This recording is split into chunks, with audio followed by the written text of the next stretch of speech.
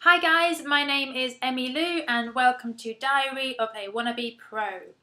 This video is primarily for photographers looking to get into paid photography work. I'm a fashion photographer myself, so I will be speaking about that side of photography, but hopefully this can translate to all different types of photography and you can take something away from it. Okay, so today we are going to talk about money. It's a subject that people don't really like to talk about, which is why we're talking about it. And I would like to discuss in this video how to save money but make it look like you've spent money. So we need to discuss a few different aspects of creating a photo shoot and how to do it on a really tiny budget.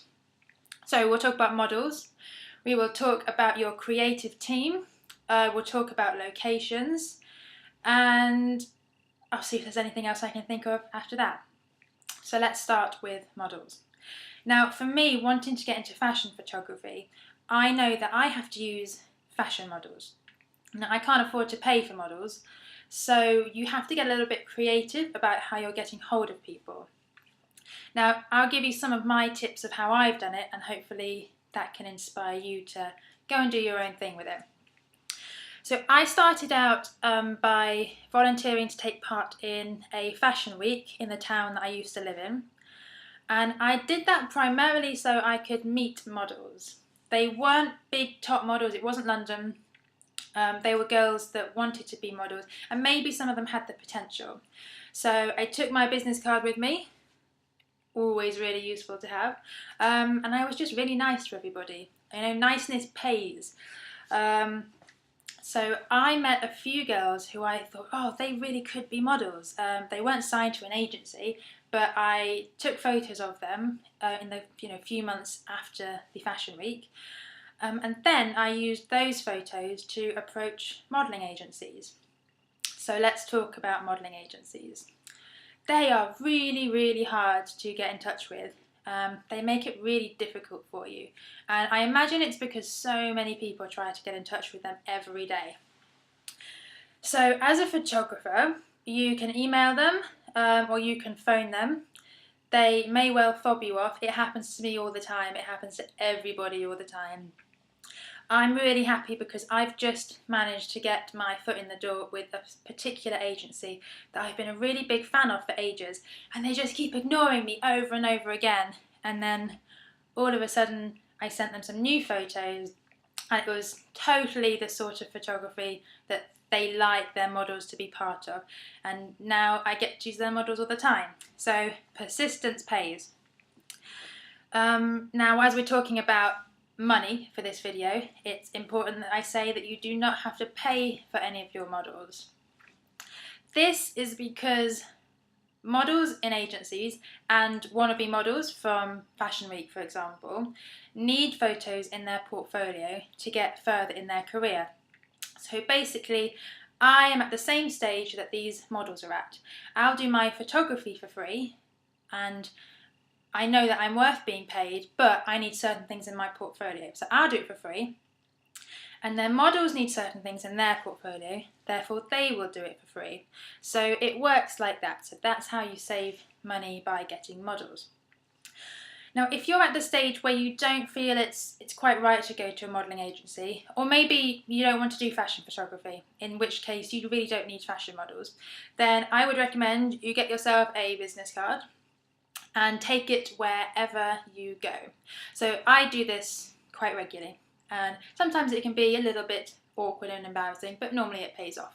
So there are potential models all over the country, wherever you go.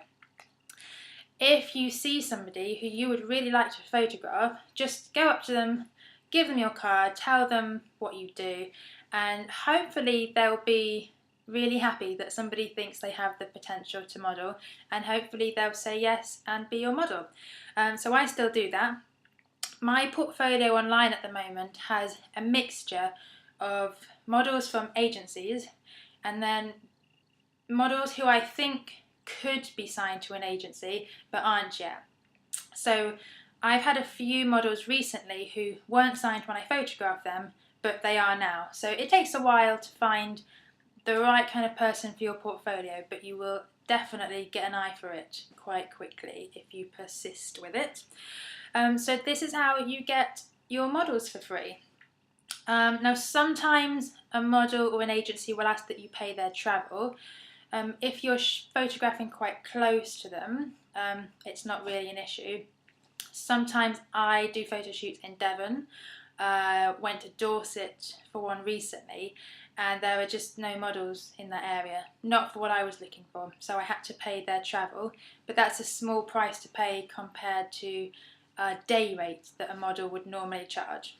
So I have to pay a little bit, but normally I don't pay anything at all, and I have amazing models.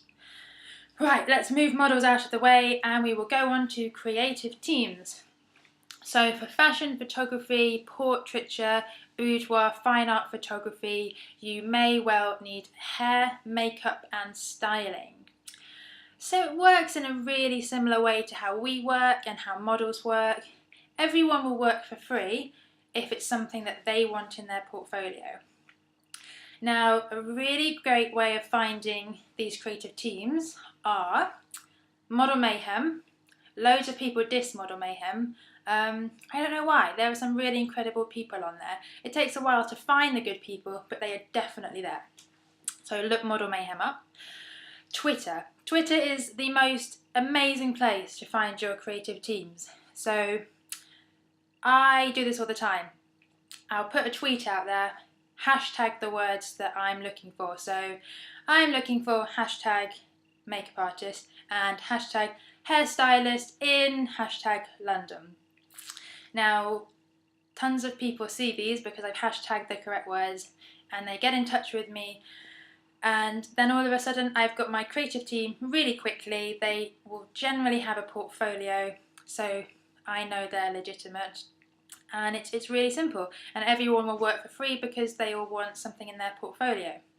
Now, when I started out, I didn't have a portfolio, so how could people trust me? So therefore I worked with people who didn't have a portfolio. So I worked with a makeup artist who had nothing to show for what she could do.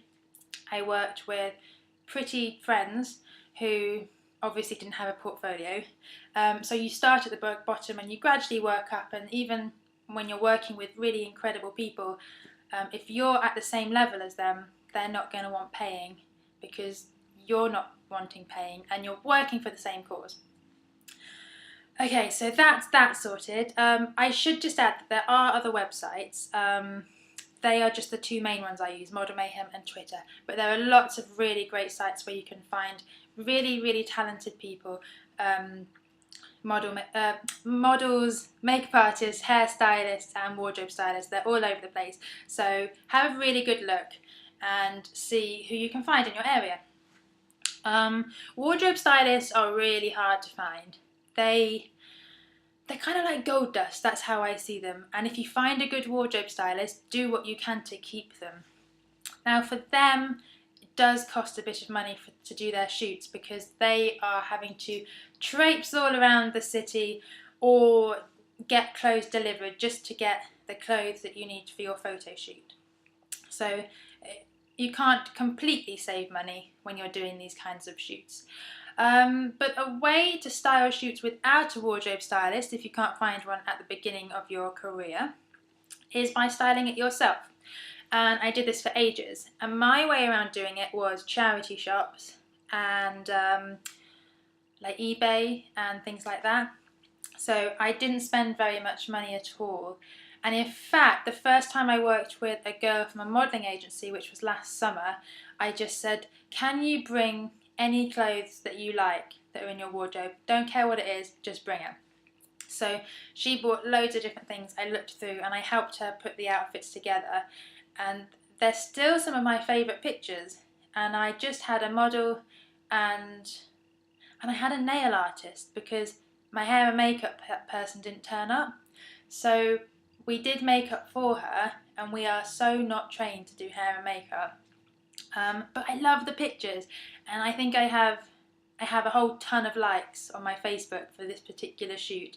So just proving that you can get really great pictures without having too much of a team, and I literally had no budget for that at all. So that's wardrobe stylists, hair, makeup, models. Right, location.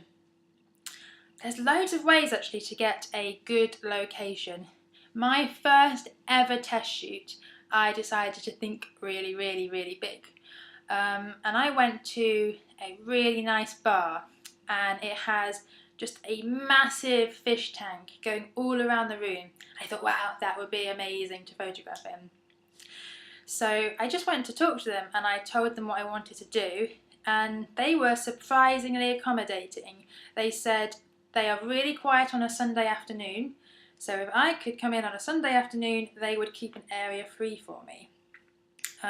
So we have these really incredible photos in a really incredible location, completely for free.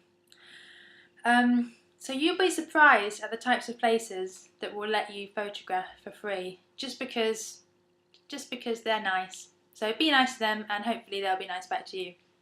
Now, saying that, I am a massive fan of photographing outdoors. I just love working with natural light. So you really can utilise wherever you're living. Now, I personally love greenery, so forests and woods and just trees. I just love trees and bushes and flowers and things like that, and fields.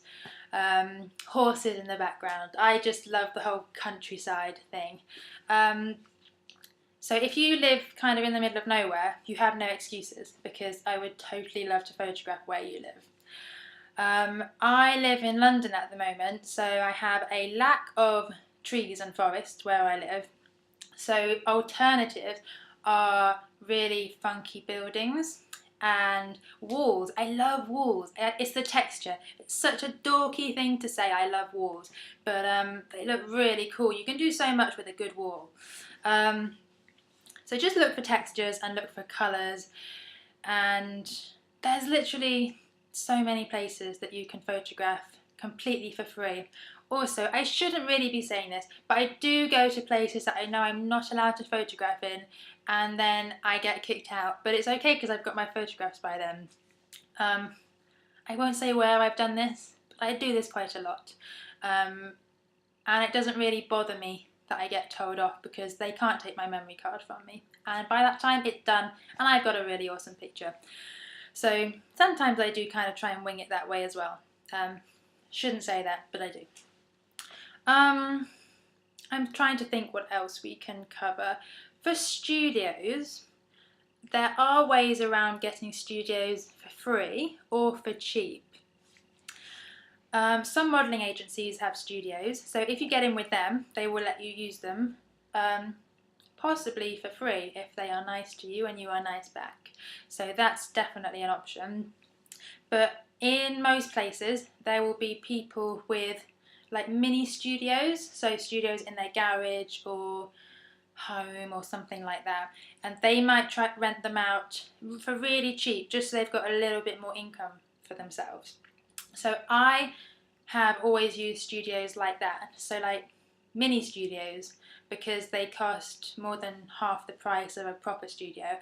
But light is light. They have 2 lights at least. The one I use at the moment has 4, and it's like super cheap.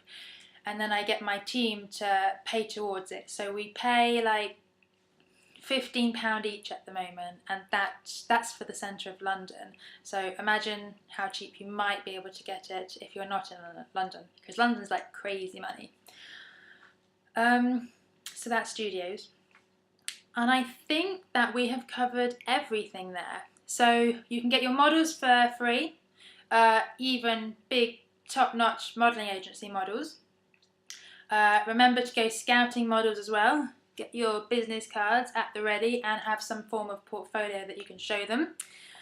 Hair, makeup and wardrobe stylists. Oh, prop stylists as well. I don't use them very often, but they're really cool when you do.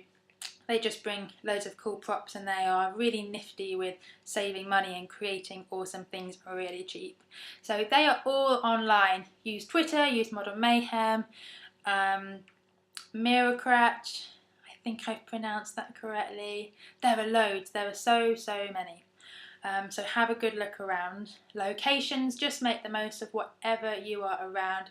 And if there's somewhere you want to photograph, feel free to be a little bit cheeky and ask if you can use it, because they might say yes, and if they say no, you haven't really lost anything. So I think that's everything. If I think of anything else, I'll do another video. But I hope this is helpful. If you have any questions, please do ask me, and I will do my best to help you as much as I can. I will see you again shortly for another video. Thanks so much for watching. Bye for now.